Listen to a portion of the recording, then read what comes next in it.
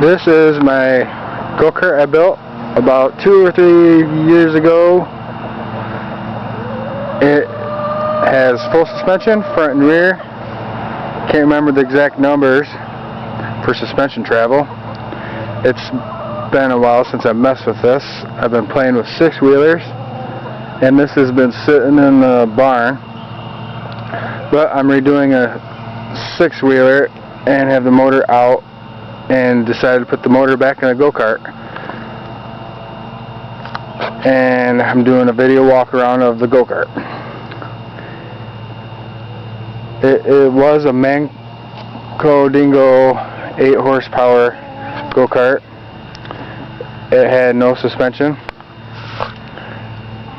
For the front suspension, I had a Yamaha blaster front end, and I widened it so you can get your feet in between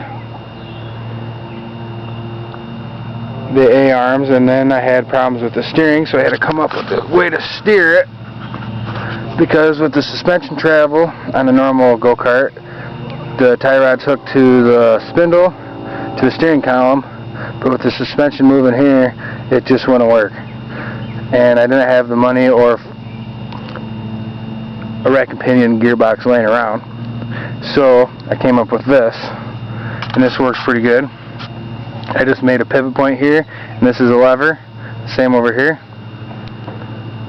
and the steering column moves this lever, which is connected to this lever, which moves both tie rods, and it works pretty good, and there's pretty much no bump steer. I don't have any problems with that at all. And it's a lot cheaper than the rack and pinion gearbox. I'm not sure if they would make one that small or not, but this works good enough for me.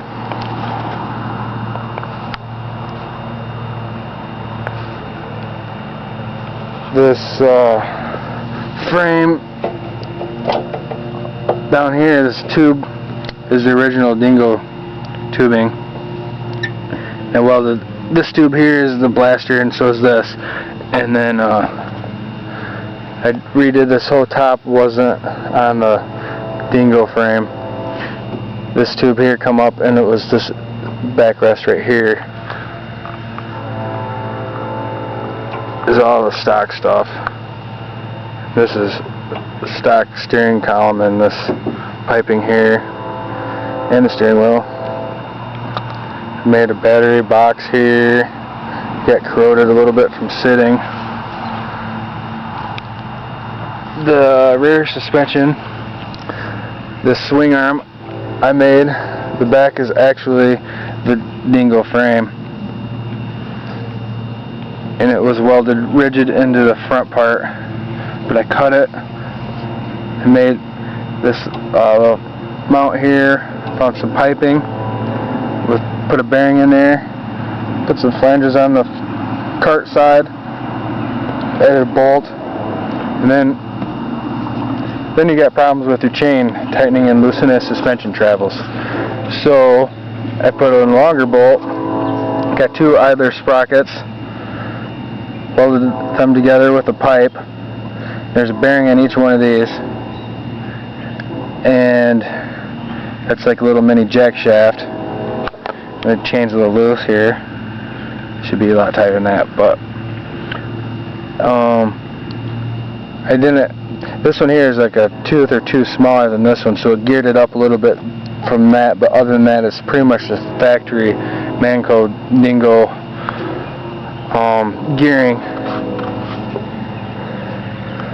I don't know. I've never really clocked it, but I think it does close to 40.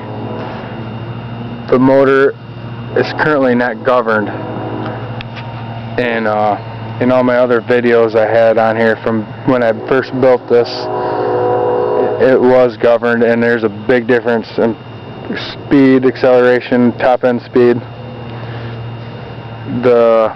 This motor's been in the 6-wheeler for a while, and the air cleaner rod broke off, so I need to get a new air cleaner. I don't know, I'll probably get an aftermarket one or something. And it was okay in the 6-wheeler, or not okay, but okay. I'm definitely going to have to get one in the go-kart, or I'm just going to ruin my motor. But I got band brakes, factory band brakes from the Dingo. I can put front brakes on it if I want to, but I don't feel the need to.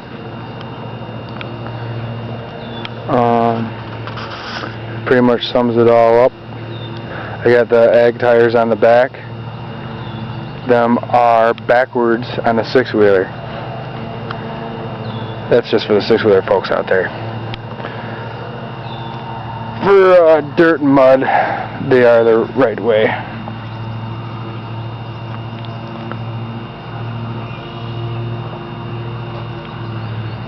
This Comet clutch is stamped steel, Comet 40.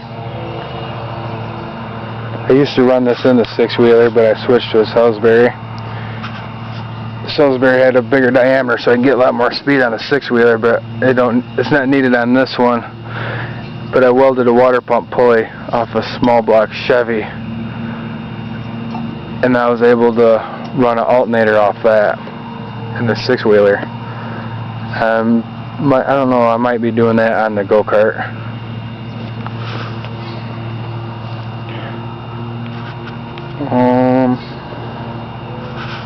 That's about it. Just do a little walk around here.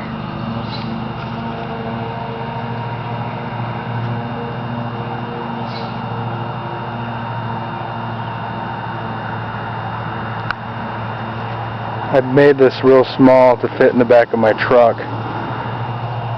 It is kind of cramped. It don't bother me too much though. If I was any bigger, it probably would. If I were to make another one, I'd probably make it bigger. I got a trailer now, I don't need it to fit in the truck. But it maneuvers good too, being small. Works good out in the woods. Turns nice and tight. A lot of people run this torque converter here. The driven torque converter right down to the pivot point of the swing arm, kind of like I did with the jack shaft over there. I didn't go that route mainly because if I did that I would have had to lengthen the cart probably another 8 inches or so, and like I said, I wanted a small when I built it.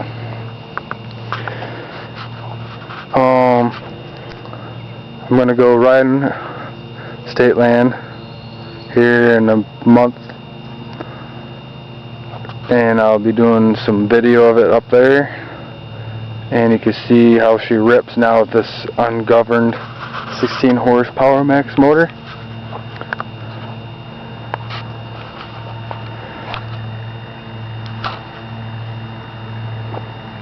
Have fun riding.